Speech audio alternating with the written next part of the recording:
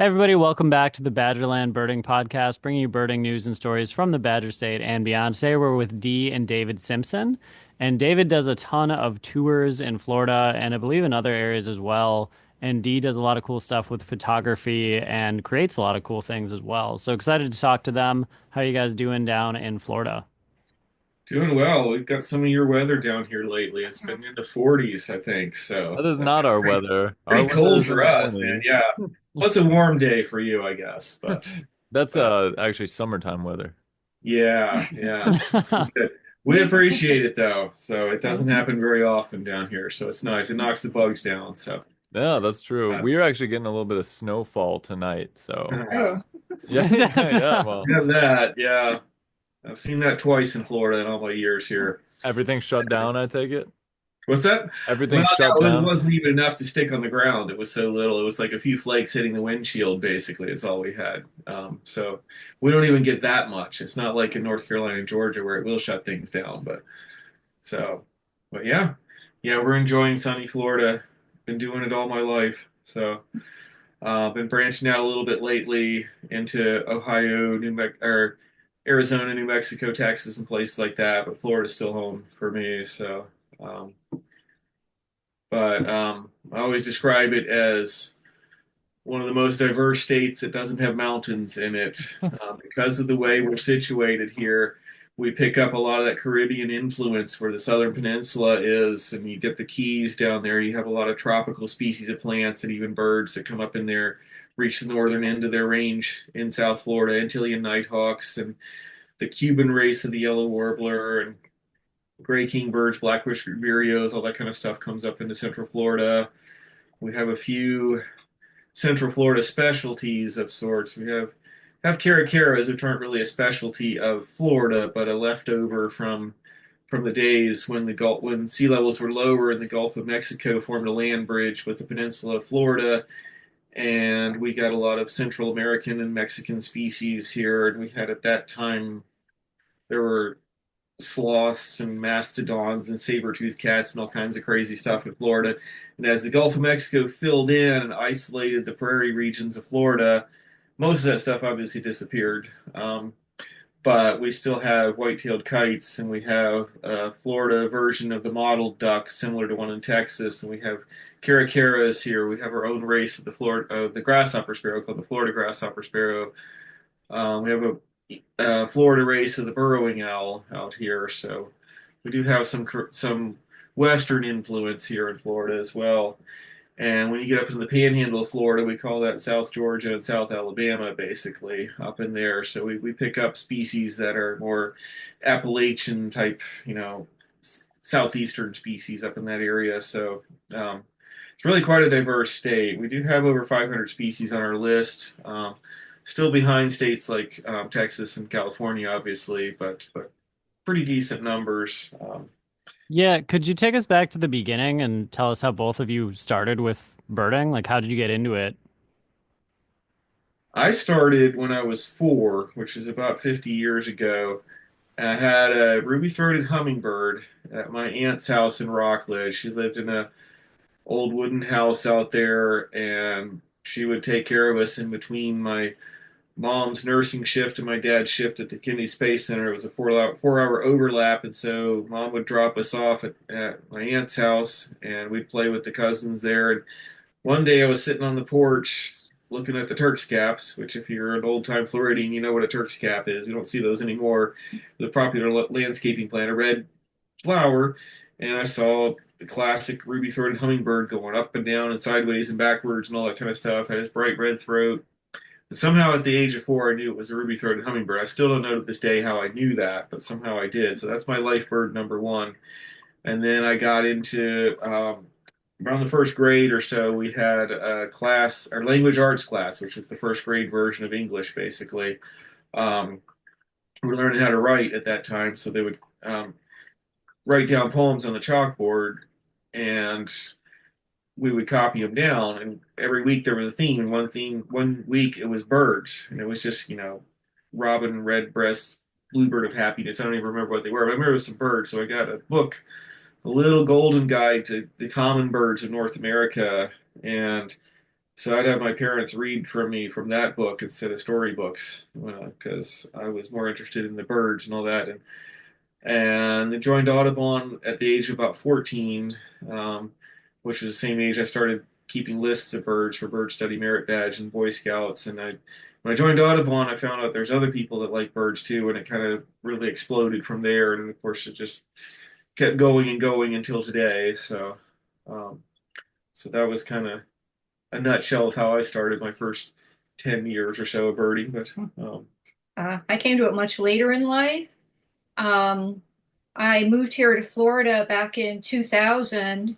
And when I left home, my mom literally came out to my car and said, Dee Dee, you're going to see one of them Florida spiders. You're going to turn around and come home. And I came down here, and there was what to me looked like a giant spider on my porch in my new house. I had opened up my sliders, and it was on the porch, and I screamed and shut the slider. And I locked the slider in case the spider knew how to unlock doors. And I said to myself, okay, you can either let your mom be right. You're 40 years old and you still don't want your mom to let you to be right.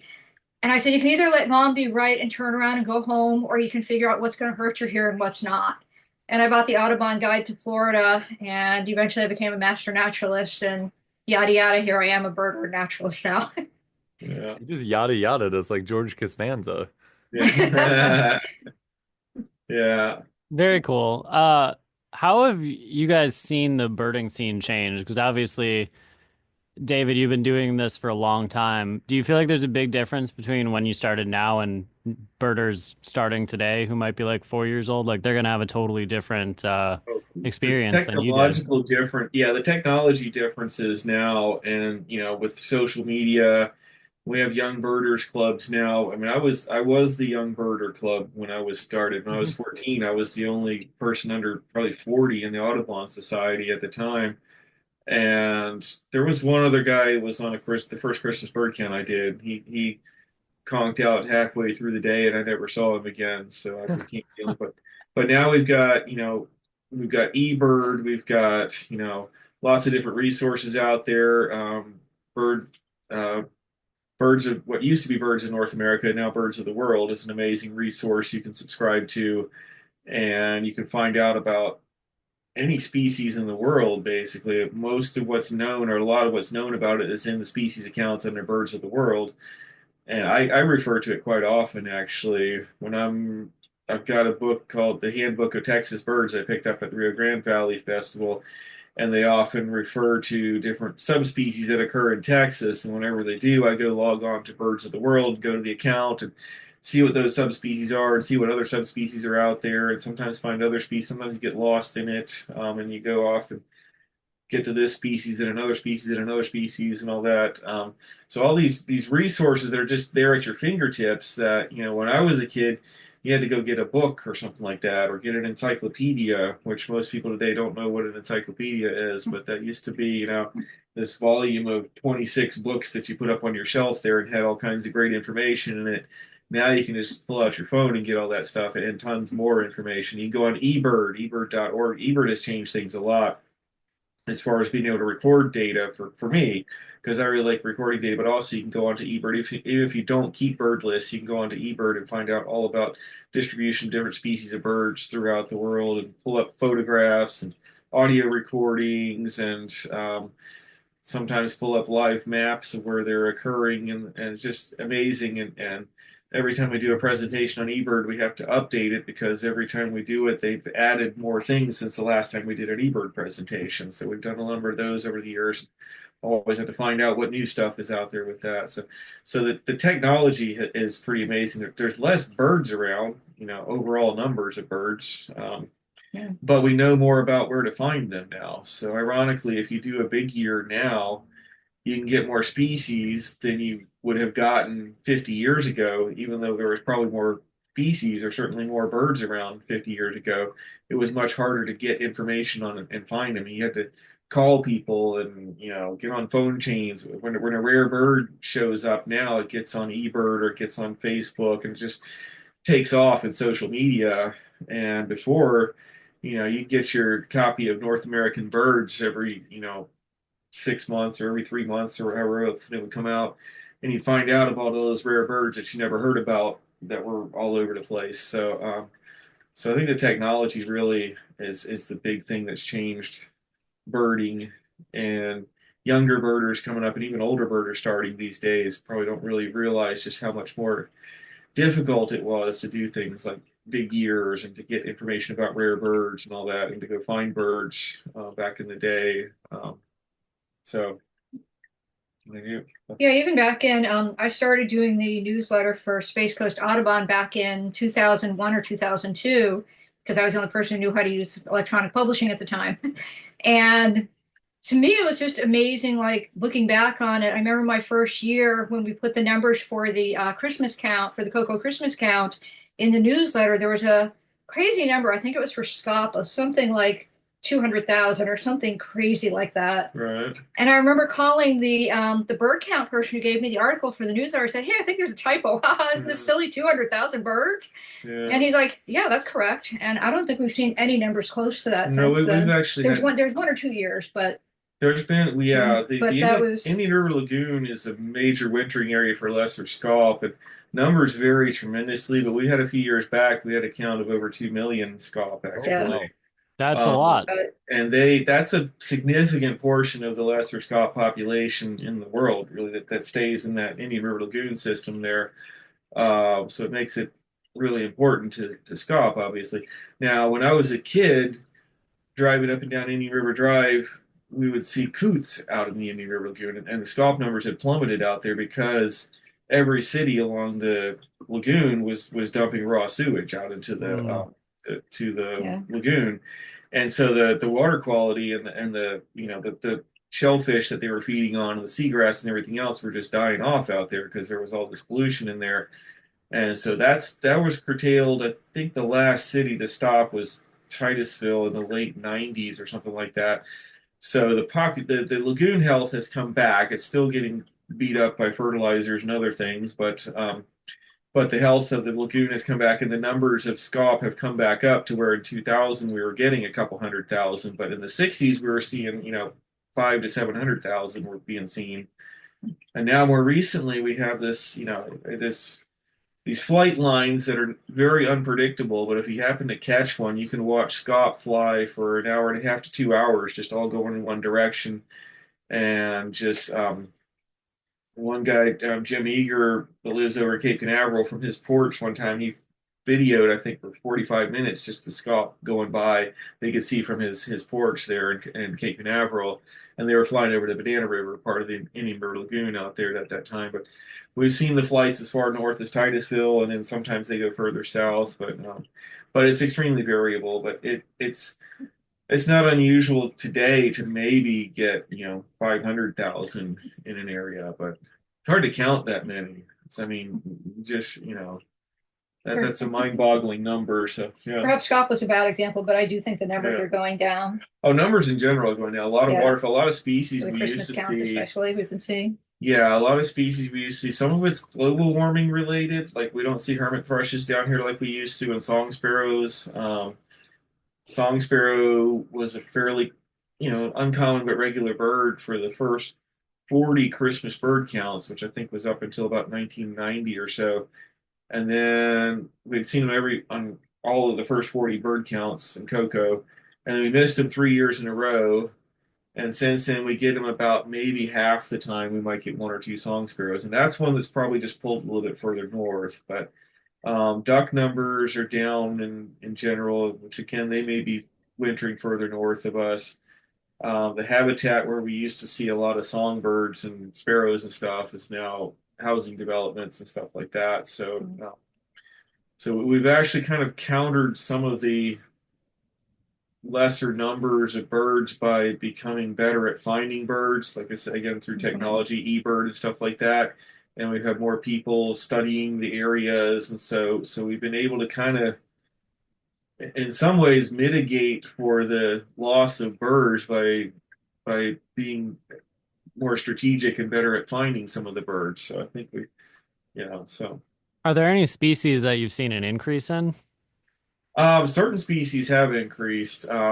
Black-bellied whistling ducks came onto the scene in Florida. They were pretty much non-existent in Florida up until the early Hmm. 80s.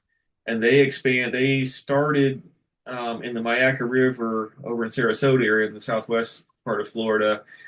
And around early 80s, they started to show up there, presumably a flock. They're very long distance dispersal. And they probably came over from Texas, came to Southwest Florida, said, "Yeah, we're not going back. This looks good." So they started breeding, and then the population started building up. And by the mid 90s, they were starting to they kind of hit a critical mass about the mid 90s, and they started really spreading out to other parts of the state. And now they pretty much spread throughout the southeastern United States. At the same time, fulvous whistling ducks have declined a bit. That used to be the more common species of, well, it was the only species of whistling duck for a while. And fulvous they're still around, but they're in kind of four little areas: this Upper St. Johns Basin, Lake Apopka Restoration Area, the Everglades Agricultural Area, the cane fields down in Palm Beach County, and I think those are just the three main areas where they occur. And they're still doing well in those areas, but we don't see them in the 80s and 90s. We would see them dispersing in the summertime. They would disperse to the north, and we would see them flying south along the beach as they were coming back to South Florida. And it wasn't unusual to be out there doing a sea watch in like Linda Beach or somewhere, and you're watching gannets and peregrine falcons and stuff come by, and then a flock of fulvous whistling ducks come fly by. We don't see that anymore because there's not as many of them around. So, um, and yeah, white-winged doves were introduced into Florida by the Game and Fish Commission, Florida Game and Fish Commission, Freshwater Fish Commission. Anyway, the predecessor of FWC, Fish and Wildlife Conservation Commission of today, and they were looking at introducing new hunting opportunities, new sporting opportunities in Florida. So they introduced all kinds of things, different fish, different birds, and most of which didn't make it because they don't belong here and they couldn't survive here. But white-winged doves took as a breeding bird in Central and South Florida and gradually spread. But historically, white-winged doves were one of many western species of birds that would come flying towards Texas. They'd get kind of pushed over by these cold fronts coming across to the east, and they would end up flying down to the peninsula of Florida and wintering in South Florida. And so they were here before as a wild vagrant, but then they became a resident, and then the Texas population, well, I say Texas, the western population spread through Texas and spread east, while our birds were moving, our introduced birds were moving north. So now they're throughout the state, but still somewhat spotty in some areas. So that's a species that has changed quite a bit. And of course, we've had a number of exotic species come into the state and have become established. And gray-headed swamp hen being one that was very successful. Um, Started in the Fort Lauderdale area north of Miami, has spread throughout much of central Florida and West Florida, where the habitat's good. I can remember trying to document one at TM Goodman Wildlife Management Area in the Broadmoor unit because I wanted to prove that it was there and document that they were out there. Now I see 50 to 100 of them in that area, not that many years later, actually. So, regular, and it's to the point where if I get less than 50, I feel like I've failed out there. So, You have um, any thoughts on the Limpkin invasion? Because I remember being super excited seeing one in Florida, and then last year we had them, a decent amount moving all over, and then this year it didn't really reproduce itself. So I don't know if they're kind of regressing back to well, their spot. What Limpkins have always done, they've always been in Central Florida and South Florida, and they'll disperse in the summertime. Oftentimes, when the water levels get really high here in Florida, which it does when it rains in summertime, they tend to disperse out to other areas. They may come to coastal areas or other areas. Some of them may leave the state and go up. They were seen, I think, historically as far north as Maryland. Not very often, but they will wander. I mean, you see one fly across a canal, you wonder how in the world does this thing ever fly across, multiple states. But they're able to do it. So what has happened in recent years, in the last decade or so, is non-native species of apple snail, which limpkins eat several different types of shellfish and even insects and stuff like that. But the apple snails, which is the little round brown snail that is native to Florida, Plamacia and I don't remember the scientific name of the native one, but that's been a staple food source of theirs for years. And if there was a high population of snails, limpkin population would go up along with the snail kites. And in recent decades, a non-native species that's 4 times the size of the native species has come into Florida, gotten well established, caused a boom in the population of limpkins because that's what they do. When this new snail is much more abundant in a much more different habitats, and the snail has moved north out of Florida, I think all the way up into Texas and the Carolinas and all that. Well, the limpkins have followed them. So now you have this much bigger population over a much greater geographic area doing the same thing limpkins have always done, dispersing north. So now you're getting more of them going further north because there's more limpkins to start with, and their base range is further north than it was. So you're getting vagrants, greater numbers and greater extent of vagrants out of, from this larger population of limpkins now. So they spread into Texas. I don't know if they're going to make it all the way to New Mexico and Arizona or not because it gets pretty dry and they're a wetland species. So West Texas and New Mexico is a big, big desert for limpkins. It's a long flight and not a lot of wetlands out there. So I got a friend in New Mexico who's dying to see a limpkin in New Mexico. I was like, you might have to live to a very long time for that to ever happen. But that's basically and because you have a larger population and a greater range, you're seeing more and further vagrants going up into further northern areas. So I don't know if Canada's had their first one yet, but it might happen. I mean, historically, they made it as far as Maryland from Central Florida, so. So let me ask you this. Florida obviously has a lot of very specialized species. It has tons of non-natives that are now countable. It has Right. a lot of birds that are really only found in that southeastern part of the country. What would you say for people visiting are the legitimate best birds to get? Like if you come to Florida, you need to prioritize these birds. What would you say those are? I know one has got to be the Florida scrub jay, of course. Well, yeah. But there's a Snail kite, yeah, probably. snail kite. Which ones do you think like you have to prioritize if you come down there? Well, amongst the natives, the scrub jay is obviously you're only going to get Florida scrub jays in Florida. Snail kites have occasionally popped up in Texas, but good luck waiting for your life bird out there. They're coming out of Yeah, Mexico, those. So you really want to prioritize those two amongst the natives, and of course Antillean nighthawk. If Hmm, you're visiting from late April through around July, maybe into August, we have Antillean nighthawks on territory. You pretty much have to go all the way down into the Keys. They occasionally set up on the mainland outside Everglades Park. They've had a few, but you really got to get down to the lower Keys for the most part. And once you do get down to the lower Keys, especially in the summertime, that's going to be the dominant. The common nighthawks mostly are north of there. So Antillean nighthawk is another one. If you're into subspecies, the Caribbean yellow, sometimes we call it the golden warbler. The yellow warbler from the Caribbean breeds down in the Keys and pretty much throughout the Keys. If you're down there in springtime, you find a yellow warbler in full song in the mangroves. You can pretty well assume it's a golden warbler. Unlike the mangrove warblers in Texas, they don't really look that much different than the northern yellow warbler. So you're mostly going by range and habitat on them. We also have Cape Sable seaside sparrows out in Everglades National Park. It's a subspecies. Used to be a full species. And Florida grasshopper sparrows, which we don't like to send people out to look for them that much because they're kind of critically endangered. So Cape Sable as well, but most of the Cape Sable locations are so far remote, nobody's going to get to them. So um, also Black Noddy. If you want to get down to Dry Tortugas National Park, if you can, and brown noddies and sooty terns are a slam dunk there. There's literally thousands of them breeding there. that's cool. Is that year round or just in the spring, summer? Mostly from they start to come back in January, but they're Oh, mostly in and out at night. It's mostly mid-March through probably around July, maybe into August that you can get those. And the masked booby, you can find them in tropical waters all around the Gulf of Mexico and in Florida, but they nest in dry tortugas. So you can actually see them sitting on the island on this big sandy island called Hospital Key. They nest on the sand for some reason there, but I guess nobody's bothering them and there's plenty of food right around there, so they nest there. So that's one that's not so much a Florida specialty, but it's really easy to get while you're getting other things down there.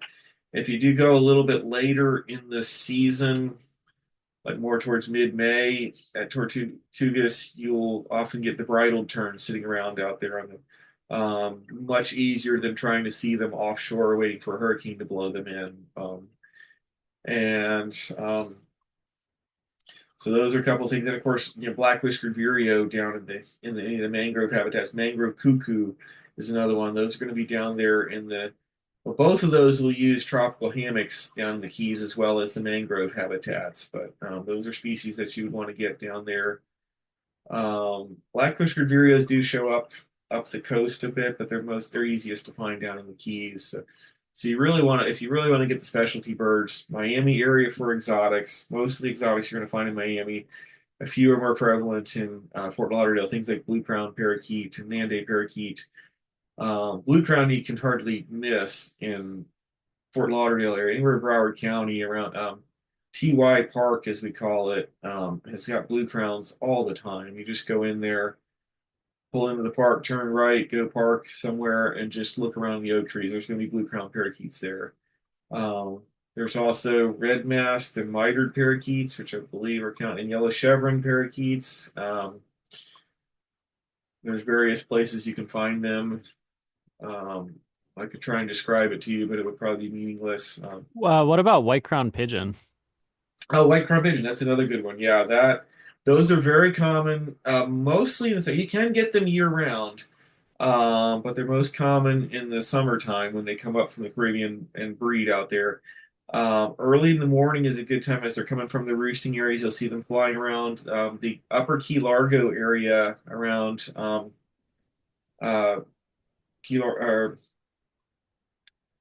John Pennekamp State Park and up towards the Key Largo Botanical Hammock State Park and Card Sound Road. A good place to find them. They can be really annoying at times because they'll just fly over and you won't see them, or you're walking down a trail and you hear them take off and fly away. If you're lucky, they'll sit for you. They don't sit on the wires that often. They mostly sit in trees. The Key West Botanical Hammock down in on Stock Island in the Key West area is a great place to see them because there's all sorts of fruiting trees. You want to find a tree that's in fruit, and pretty much if you wait there, eventually white-crowned pigeons will come in and eat the fruits on the trees. So You mentioned the tropical hammocks. Is that just like a little area of tropical habitat? yeah, a hammock is as the story goes. It comes from the word hamaka, which is an Indian, probably a Seminole word for island of trees or a shady place. And so hammocks typically are hardwood dominated, closed canopy forest areas, often existing as an island within another habitat. Like out in the extensive pine flatwoods, you'll find a place that's a little bit more of a depression, holds more water, doesn't burn as often, becomes dominated by oak trees and epiphytes and other sorts of things. And then you go in there, it's very lush, tropical type of, well, more tropical further south. Sometimes it might be a high spot in a floodplain where trees are able to survive, where they can't survive in the other areas. But it's typically closed canopy. So we use that term hammock a lot here in Florida. I'm not sure it gets used a lot I think outside. that's like probably the second time I've heard it used. I've never heard it. I was Somebody just else assuming from someone was Florida setting up said it. hammocks out there, and just Yeah, like you find for them laying most people, hammock around. is something you sleep in or tied to the trees and get in. So and I like That's what that I kind was thinking. of not as many birds in those hammocks, though. Yeah. So I have to ask about white-winged parakeet because I was talking to somebody who was looking to see them, and they said they're in some area called like the Ocean Reef Club. That's some exclusive, wealthy area that you need to know someone to get in, and there's tons of Oh security. yeah, yeah, there Sounded is. very Mission Impossible. What's the deal? What's the deal with those? It's pretty much really difficult to get in there. It is. It's on Key Largo at the end of Card Sound Road. There's this gated community of very rich people living back in there, Talk and about there apparently gatekeeping. is there is apparently a group of white-winged parakeets in there. Larry Manfredi, one of our local guides in South Florida, was able to get in there and do a program for them because he knows somebody in there. There's somebody that birds in there actually. That's where the eBird reports seem to come from him. But from what I understand, it's not very easy to get in there. There are still some in Miami. the Biltmore Estates area does get yellow chevron parakeets, and occasionally white winged will be in there. I was at a Starbucks a couple of years ago and I heard one fly over while I was out there. The Ocean Bank on Lejeune and 7th Avenue, I think it's 7th, but the Ocean Bank on Lejeune in Miami used to have they had date palms out front there, and the date palms are very popular with white-ringed and yellow chevron parakeets because they have all this corky stuff that around the base of the branches of the palm trees, and they will chew their way into that corky, whatever, I don't know what the technical name for the material is, and chew out nesting cavities basically inside there and nest in those date palms. And so that place became famous for white-winged and yellow chevron parakeets were in there as well. And I think the bank started trimming the trees back because they got tired of birders coming in there and parking in there. There was the bank and a movie theater and something else in there. It was a weird little spot there, but we would come in there in the evening and the parakeets would come in, and they were pretty reliable there. But they've kind of cut the trees back so far that there's not really anything left for the birds to nest in there. So they're still potentially in that neighborhood because I had them a couple times.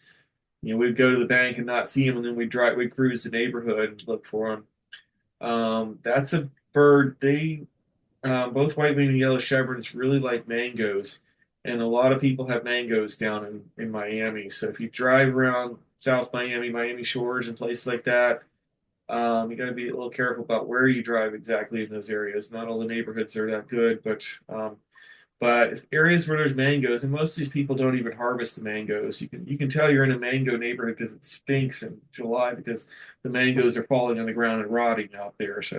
But that's where you're going to find a lot of the parakeets if there's still any around. But white wings have really been declining for decades, really. They were sustained for years because they were being brought out of South America to for the pet trade and brought through the Miami airport, and USDA would have to inspect the birds as they came in. So they would bust open a crate, grab a parakeet out, test it for diseases or whatever. 3 or 4 parakeets would fly out of the cage when they're doing that, out of the crate rather. So there was a steady stream of white-winged parakeets coming into the population there. That was ended in, I think, 1972. They stopped all importation of, all legal importation of birds into Florida, into the United States. So the population has kind of been slowly declining, I think, and for other reasons too. Differences if the date palms get trimmed too much because people don't want to have birds nesting in their yard or whatever reason. There's probably a number of reasons why they're declining, but they've pretty much winked out at most of the mainland. And there's that one little population down there in the rich community down there that you can't get into. Is You about all. you talked about that Miami area. What areas should you avoid if you're birding in Florida? Are there which are the ones that you like don't go there? That's kind of hard to say exactly. Go to where the eBird hotspots are, and you'll be fine. Don't go Okay. out on your own and start going into other areas out there. So, At night. yeah, probably don't go out at night in a lot of these areas too. But yeah, that's where eBird can kind of help you out. If there's eBird hotspots with a lot of checklists and stuff like that, If that's a you pretty see good David area. Simpson's name on there, it's probably a good one to go to. Lately, you won't see me much in Miami because I've hardly been down there lately. But yeah, that's probably a good guide, I would say, because I can try. I'm not going to try and map out, where the good place and the bad place are. But if you use the eBird map as a guide, and you check out where the hot spots are in the public parks and stuff like that, you're going to be fine. The parks are generally going to be fine. It's when you start looking for parrots, a lot of times you're going through neighborhoods and stuff like that because that's where the parrots are and where the parrot roosts are sometimes, and that's where you can sometimes go into the wrong areas. But yeah, the parks are fine. The eBird hotspots are fine. Miami Beach, if you can put up with the traffic, is good. That's one of the where white-eyed parakeets are most reliable lately. It's been Miami Beach, but plan for a lot of time, especially if you go there during the week, because Miami traffic is brutal during the week. And whenever I'm guiding down there, I encourage people to do it on the weekend because traffic's bad on the weekend, but it's nothing like during the week down there. So, It's good to and my know. next guide gig in Miami is on a Friday, unfortunately, but that's the only day the lady could do it. So I'll be I was going to tough. ask you, David, how much guiding do you do? Because you have your own guiding business. So is the schedule pretty booked for Much as I you? can. I do a lot of things besides guiding. We do festivals, we do classes, I do Christmas bird counts are about to come up. So there's one thing or another going on from December through April or so. Do consulting work, we do surveys requested caracaras, which are listed as an endangered species. So Hmm. there's certain things we have to do here in Florida before you can develop around them.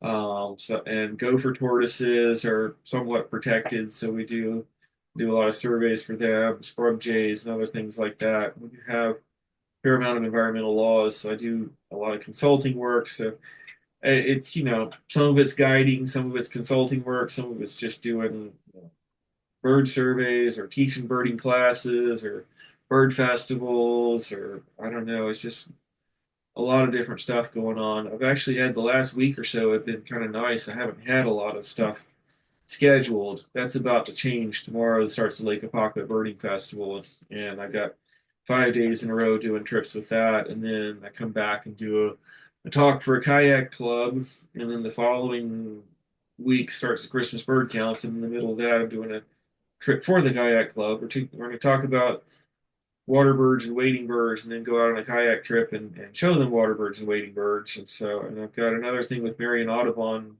I think Marion County Audubon in March doing the same sort of thing, do a talk and then go out and do a field trip. Yeah, it's one thing or another, but people, most people have a knack for finding the holes in my schedule. I've got a few certain people that are recurring clients that come to Florida every year and will hire me once, That's nice.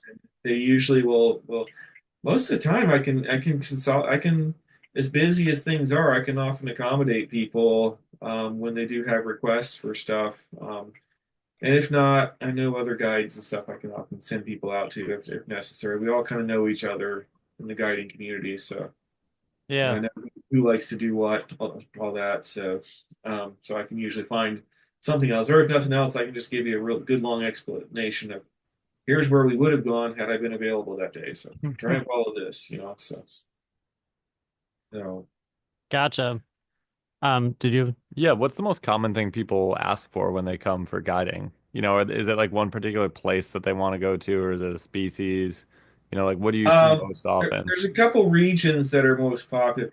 A lot of folks that I get because we're situated here in Central East Florida, people are coming to Orlando for they're coming with their family to Disney World, and they carve out one day. There's one birder in the family. One of the parents will dump the kids on the other parent and set aside a day. And we'll do Central Florida specialties. We'll do Three Lakes Wildlife Management Area and get red-cockaded woodpeckers and backman sparrows and nuthatches and stuff like that.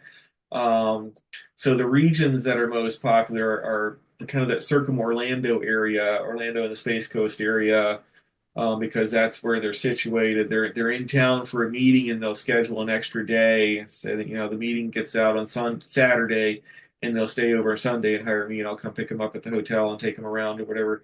And then of course Miami and the Keys are where the most unique species are. We have a lot of southeastern U.S. specialties and Central Florida specialties that you can get, but the nationally unique species are Miami and the Keys, and so those two regions are the most. But people have different. Sometimes people just want to learn about birds or something. I've had people just say, come out and teach us about warblers or something like that. We'll come out during migration and we'll do that. Or they want to know more about shorebirds, or they just want to go out and see some good birding areas. And, they want somebody that's local that can really show them the good spots and tell them all about it and take them. And so they're not trying to figure out where things are. Because if you go to a local, I mean, you can go on eBird, you can find out where the good spots are, but eBird doesn't tell you how to bird those areas. And that's where having a local person or a guide really helps you out, because he can tell you.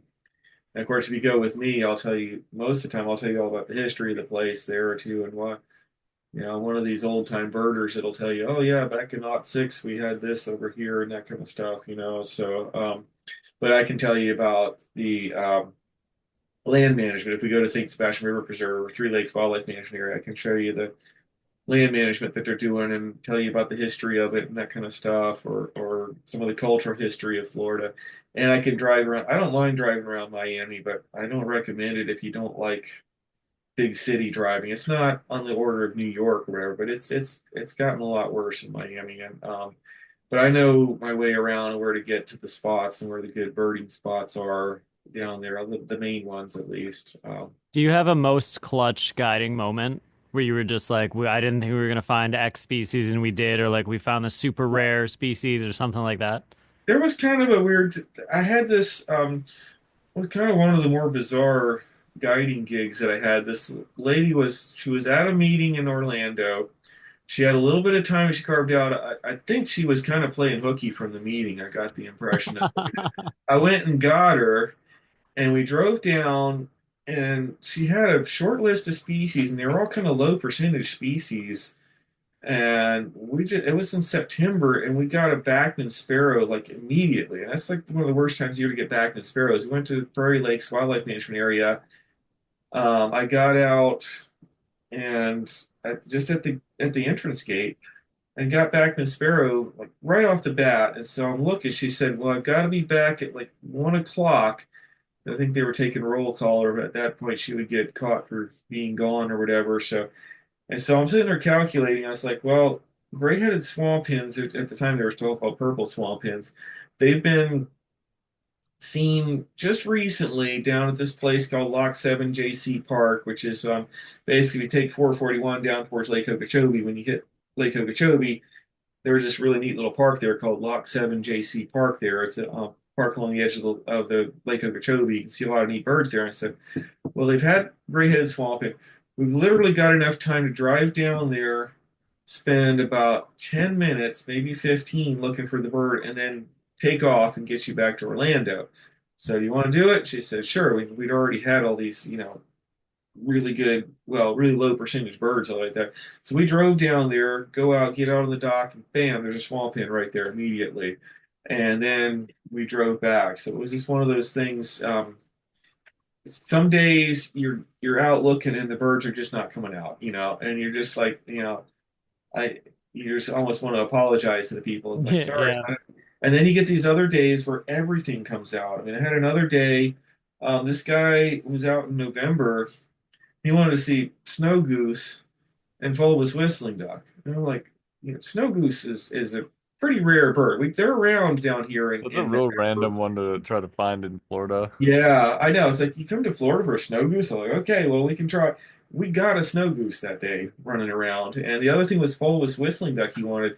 And there's this place in Cocoa called um, I don't remember what it's called. It's basically the black-bellied whistling duck spot, Woodlawn Estates or something like that.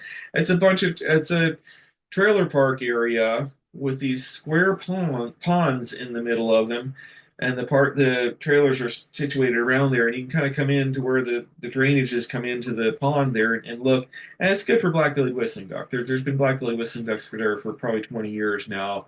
Variable numbers. You might see anywhere from 5 to 300 out there. And a fulvous whistling duck had been seen there off and on, but not a lot. And so we just had a little bit of time to get there. So to try for it, I said, well, we'll get the black bellies, which he also wanted. And I said, we're probably not going to get fulvous whistling duck. We don't have time to go to the places where they're at, but we got a shot, and we go in there, and we're there for about 5 minutes, and I hear the fulvous whistling duck flying in because it has a little wheezy. It sounds like somebody's giving the Heimlich maneuver or whatever. So it just has this weird double wheeze that they do. And so he comes flying in, and the blackbellies get up and chase it off. And it was gone in about 30 seconds. So if we hadn't happened to be there at that time, we wouldn't have gotten that bird there. So it was just one of those things. This guy, I want to go birding with him all the time because he was super lucky, man, to get the snow goose and the fulvous whistling duck on that day. So just, there's some fun days like that just things happen like that. And then there's days where you're looking for spot-breasted oriole in Miami or mangrove cuckoo or whatever, and they're just not cooperating, and or other things will just places that you get stuff 95% of the time, and then you're there with a client, that's there in one day in Florida, and it's the other 5% when the bird doesn't show up, and you're just kind of like, I hope they understand that this is birding, and most people do, so. But yeah, that's one of the frustrating things about guiding, because I really want people to see their birds. Ultimately, I want them to have a good time when they're out, but I know they want to see the birds, so I get kind of anxious sometimes, as a guide when the birds are not cooperating like that. And it's kind of something you got to step back and say, okay, they're having a good time and they understand, and so so. I'm not that uptight about getting life birds when I've been out. There's still things I could chase down in there. I've been to Arizona a bunch of times, and there's some species I could get that would be life birds out there that I just haven't bothered to chase down. I finally got gilded flipper this last time out here. I was out there because I just never bothered to go to where they were at. So I don't care as much about getting life birds when I'm traveling. I'm more to have a good experience and learn about the area and bird the good birding areas and have a good time. And if I get life birds, that's great, but I'm not that uptight about that. So ideally I like a client that's like me, like that wants to get out and learn. Because I like to get with the locals when I'm out in the other areas, get with other people like me, and then learn about the ecosystems and natural areas and the history and all that in the places, and learn about the birds, not just see the birds, but learn about the birds. And that's the experience you'll often get with me, if that's what you want. Or if you don't want it, you probably still learn a little bit about, or hear at least about the birds anyways, because I just can't help myself. If I see a bird, I got to tell you about it and why it's there and how they're managing for it and all that kind of Terrible stuff. gatekeeper. Identify it from other things. So, because I know a lot about that stuff. I've spent a lot of time reading up on, and I've worked in the Park Service, and I've done land management and restoration and exotic plant control, and I've just kind of grabbed onto any little resource I could find about the history of Florida. I've tried to read it and remember it and absorb it. And then, of course, at my age, I have to go back and read it again because I don't always remember as well as I did when I was, 10 years old. I can remember stuff I read when I was 10, but not stuff I read 10 years ago. So, anyways, Yeah. that. Dee, can you tell us a little bit about the non-bird species that people are most interested in down there? Probably the spiders because they terrified me when I first moved here. And like I said, I just had to learn about them to see what was going to hurt me and what wasn't. That was my main criteria for learning about stuff in Florida. And I came into birding. I don't remember how. Somebody told me to get, oh, I remember how. It was still I had run into this guy out birding by myself one day, and this guy, he was a jokester, and he saw I was taking pictures, and a tern flew by, and he said, "No, be careful. There's going to be another one coming up." I'm like, "How do you know that?" And he said, "Because one good turn deserves another." Yeah. So I realized that there's really people down there. But anyway, he told me to go to the Audubon group, and I had been taking pictures of all the birds I saw at that time, and I had taken a couple hundred pictures probably. I had them all pasted in a neat little notebook. This was back when they were still film. And so I showed this guy, Travis McClendon, my little notebook at my first Audubon meeting, and the first bird he looks at, he says, that's a laughing gull. And I'm like, cool. And I wrote laughing gull on it. And I'm like, what's this bird? And the next bird was a laughing gull. Like, no, this one's got a black head. That one's got a white head. Well, yeah, they're different age birds. And that went on, and my life list dropped from like 200 birds to like one that day. That does it, so then I Laughing forgot gulls. the guide. It happens. Yeah. So I like birds. I like but the spiders and bugs I really like a lot because very few of them are actually going to hurt you. And I think that was one of my main criteria for finding out about things like what's going to hurt you. She's done a class about will this thing kill you or whatever. It's just That's good to know. Yeah. How Yeah.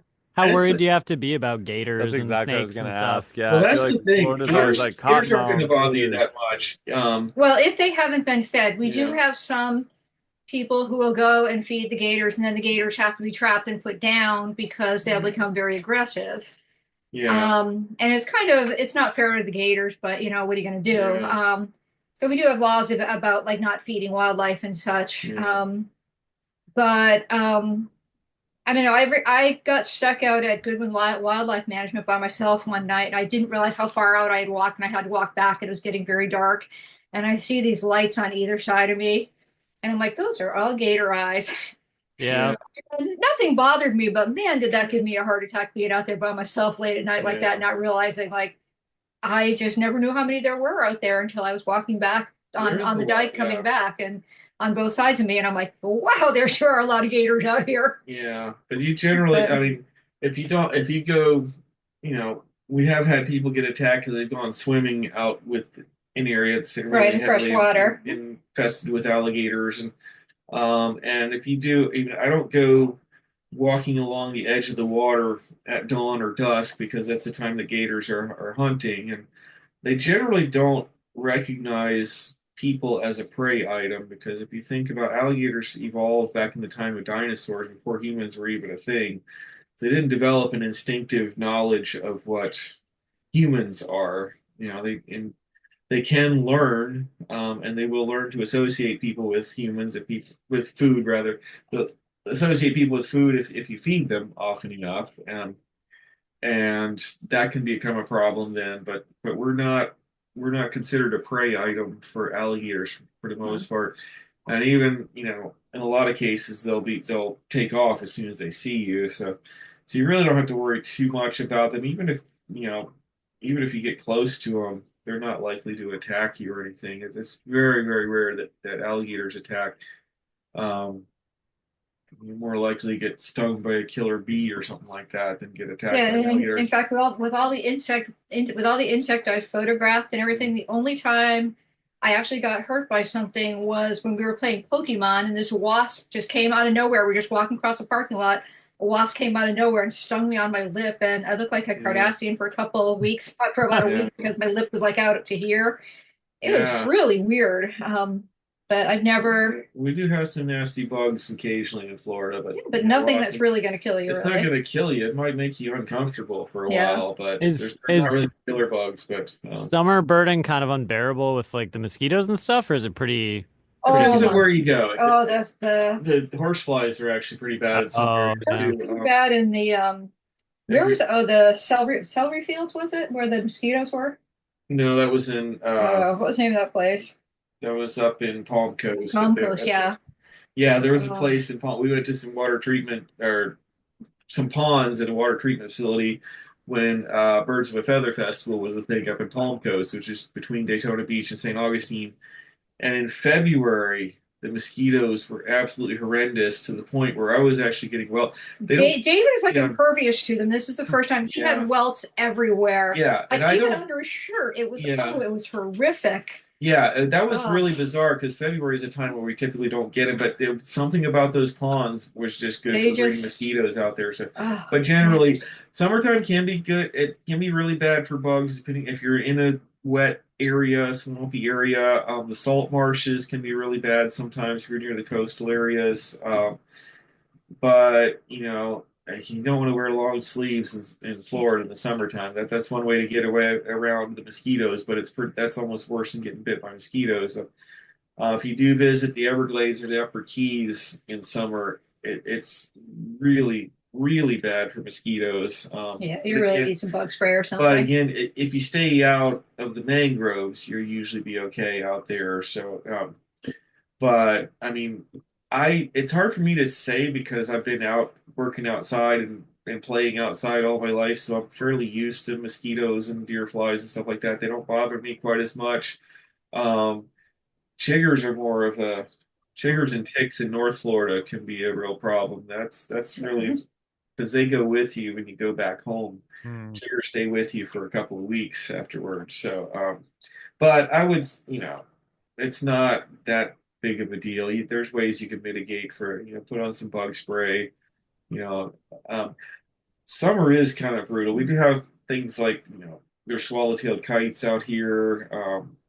That's when our nighthawks and stuff like that, and chimney swifts are around. We do have our summer birds here, and we do get a really good shorebird migration sometimes in late July and August if you go down to the sugarcane fields, as we call them, the south of Lake Okeechobee. In between sugarcane crops, the farmers will flood the fields for a couple weeks to a couple months or so, and fish and other things build up in those flooded fields. And then when they drop the water down, it concentrates the fish, and you may get thousands of wading birds and then shorebirds as it gets drier and drier. So, but it is extremely hot out there, and by 10 o'clock in the morning, it can be hard to bird down there, but you can get some fantastic birding experiences. So, but generally, I wouldn't recommend coming to Florida in the summertime. I'd go to Arizona. Arizona is much better. It's I'm hot, but assuming it's hot out there. So spring is probably the best time. spring is the best time to get the Yeah. combination of, late April is probably your best time, mid to late April in Southeast Florida and the Keys. You're going to get your best combination of migrant songbirds and breeding birds and specialty birds like the black whiskered vireo, the white crowned pigeons will be easier to get. Spot breasted oriole amongst the exotics will be singing at that time, which makes it much easier. It's a big orange and black and white bird it's amazingly good at hiding if they're not singing. So springtime is a good time to get them. Dry tortugas will be hopping with migrant birds as well as the breeding birds. The terns and the black noddy might be there. It's one of the only they've had 3 or 4 black noddies in Texas, but if you want black noddy for now they've added Hawaii to the ABA area, which you get black noddies there now, so it's not quite as special. But if you want them in the continental U.S. or lower 48, that's where you got to go to get them. And even red-footed booby showed up there. So late April it's a busy time in the Tortugas. A lot of the tour companies do trips around that time. Getting to Dry Tortugas, if you want to book your passage way ahead of time in late April, because the trips tend to fill up. Boats, the Yankee Freedom, which is the main way to get across to the Tortugas if you don't have your own boat out of Key West, it tends to book up way ahead of time at that time of year. So, so you want to get out ahead of it. It's worth doing it though. It is a bit hot in late April, but it's not anything like July and August at that time. And the bugs haven't built up as much as they do later in the summer. So there will be some bugs, there will be some heat, but it's nothing like what you're going to experience, from mid-May through August down here. So Gotcha. yeah. Is the Everglades overrated? Depends on what you want for it. As far as birding, there's probably not a lot of unique birds that you can get there, except for the Cape Sable seaside sparrow. The most accessible population is inside the park out there. But as an ecosystem, it's really amazing to Yeah. go out there and check it out.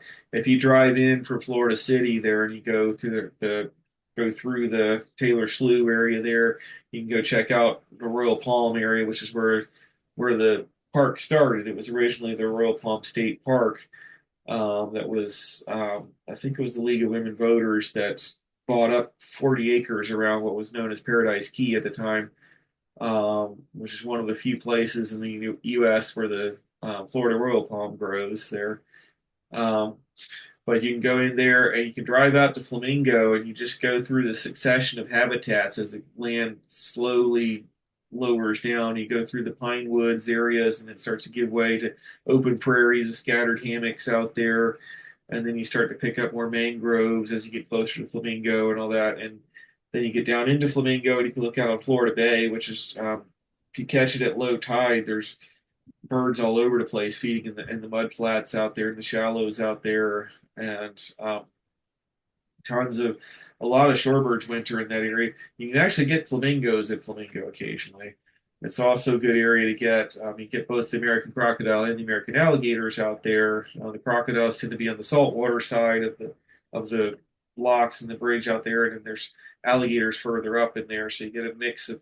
Everglades in South Florida is the only place in the world where alligators and crocodiles coexist in the wild. Only 2 species of alligators, anyways. The Chinese alligator and American alligator. So, but in South Florida, you can actually see both. And the crocodiles are pretty reliable down there. We got a really nice visitor center there in Flamingo, as well as in Royal Palm and out in front of the park as you're coming in from Florida City. So, and you can come across and hit Shark Valley and others. So it's from an ecological and environmental standpoint, it's really pretty unique. Amongst all it was, I think one of the first national parks that wasn't set up on like a Grand Canyon or something like that, or Redwood Forest or something like that. It was actually a big a river of grass ecosystem that they chose to preserve as part of that park. So overrated depends on how, if you're looking at it from a purely birding standpoint, you can get all the birds that are there in the Keys or Everglades and other areas too. You're not going to Yeah, find a lot of you guys didn't seem that excited about it when I mentioned it. You're just like, yeah, meh. yeah. Yeah, I like it. Understand. I've spent a lot of fun times down there in that park. There's so many little Trying to make places it better now. up there. Well, Yeah, Out of the it bad. sounds like a place you have to go just because it's so iconic. Not Yeah, it is. necessarily to Yeah, see a definitely. specific it is. bird, but yeah, like I Also, feel at like we the would have to go marina, there. they have good ice cream at the marina store down the There Flamingo. you Oh, go. that's the That's the reason to reason. go. Yep. That's, which I always get that whenever I'm down there. But yeah, it's a good place to see the crocodiles. That's for sure. If you want, you can I get mean, them in that's other pretty cool. areas, but Flamingo Marina, see crocodiles and manatees there a lot of times. So the Ooh, manatees are manatees are a great. big So, draw for me. yeah, so and there's other places to see manatees, but you're not going to see crocodiles and manatees together either. So except for there. So yeah, it's. I mean, if you do a tour of Florida, if you're just strictly interested in birds, then you don't really need to do the Everglades. But if you want to get a more rounded experience in Florida, see the ecosystems of South Florida, and that's a pretty unique ecosystem on the national and worldwide level, actually, not just for Florida. So Yeah. Yeah. And then I know there's that yellow-headed caracara that's been there. Have you guys been to see that?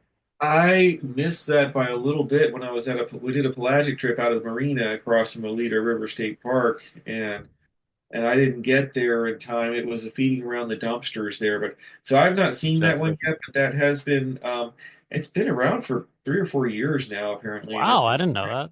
yeah, it's been spotty, but and I think we've had a few sightings elsewhere in the state, and we're not sure if it's this bird wandering since it came all the way up from South America to start with. Flying halfway across Florida isn't that big of a deal, I suppose. But there's been a few other sightings around, and other states have had a couple too. So there may be an invasion happening with yellow-headed caracaras, Hmm. but that is one.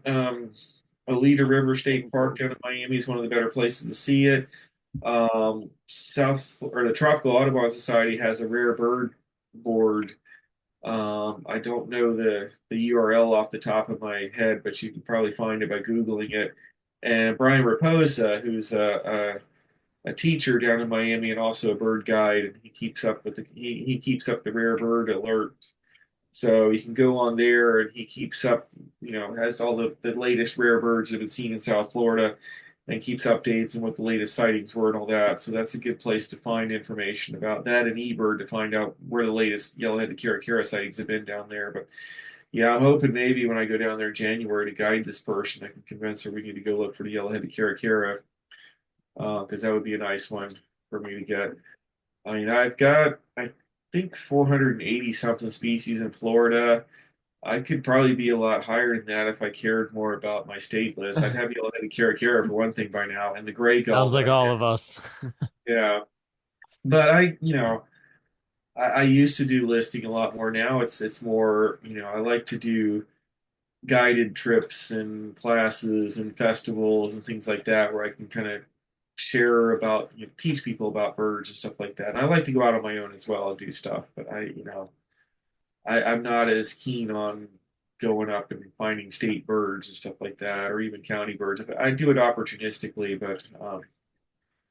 but I just, it doesn't interest me quite as much anymore as guiding and teaching classes and stuff like that. That's really what I will keep doing till I can't do it anymore. Basically, I think I've kind of found my niche now. I've done all kinds of different kinds of birding and county listing, big days, county big days, big sits. But I still like doing big sits, and I still will probably do a bunch more of those. But I don't have any plans to do any more big days. I did I think 63 in 2 years in Florida, trying to set the monthly records for every month in Florida, which I was able to get I think 11 of the 12 months, but not number one, um, unfortunately. So.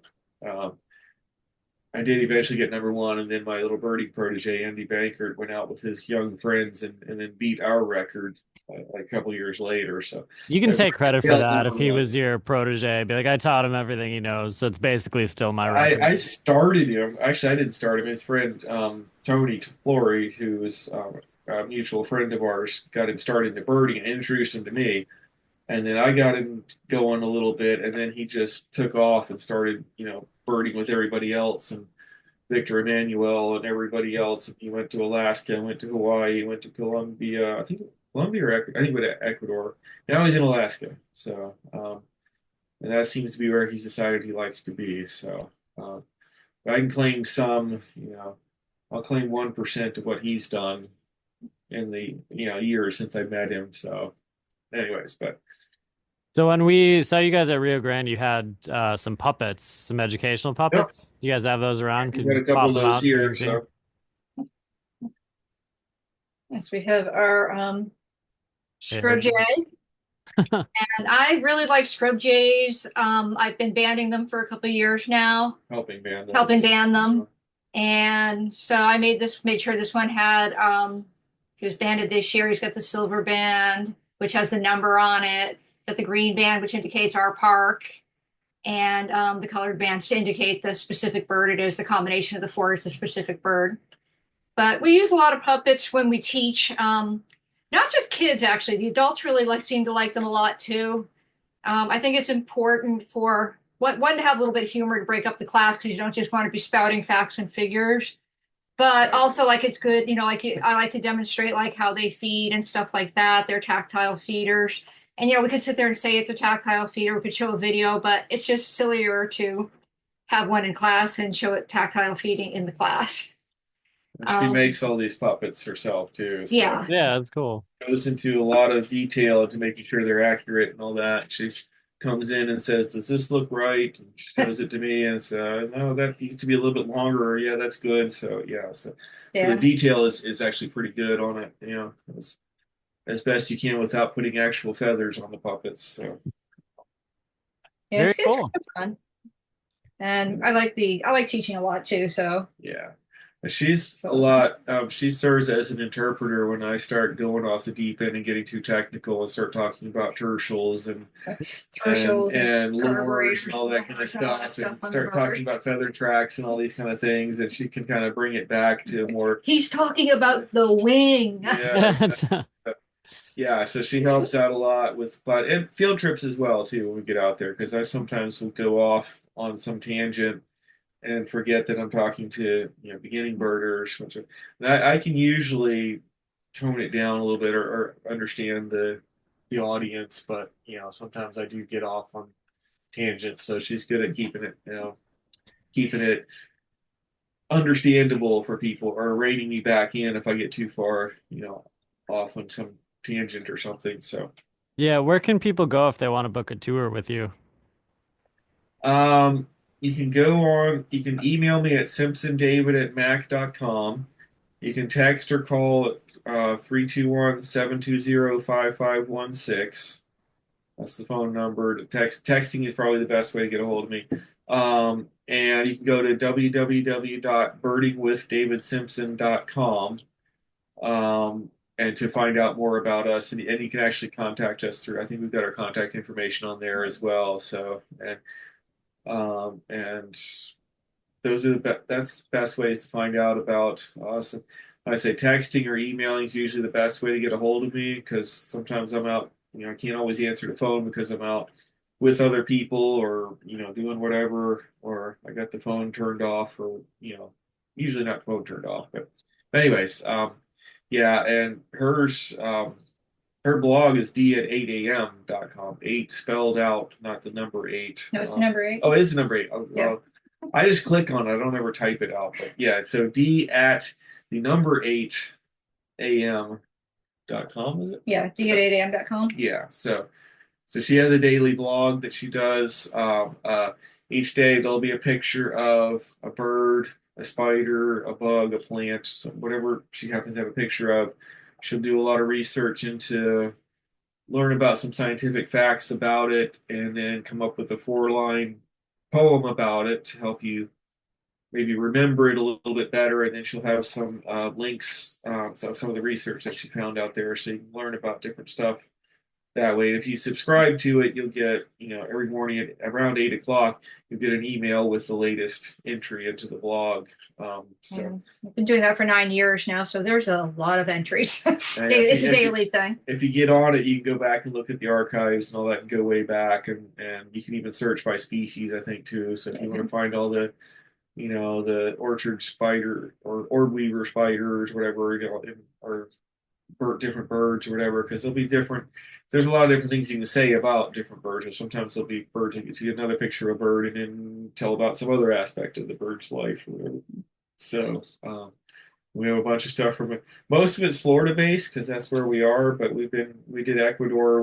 We led a trip with Holbrook Travel down to Ecuador and came back with a whole bunch of pictures of birds and bugs and stuff that were down there. Actually, I've been saving those for the book. I'm writing a book about Ecuador right now, so I've only got a few of them on the blog. Cool. A few, so but yeah. There'll be more. But you can find out about the book on the web.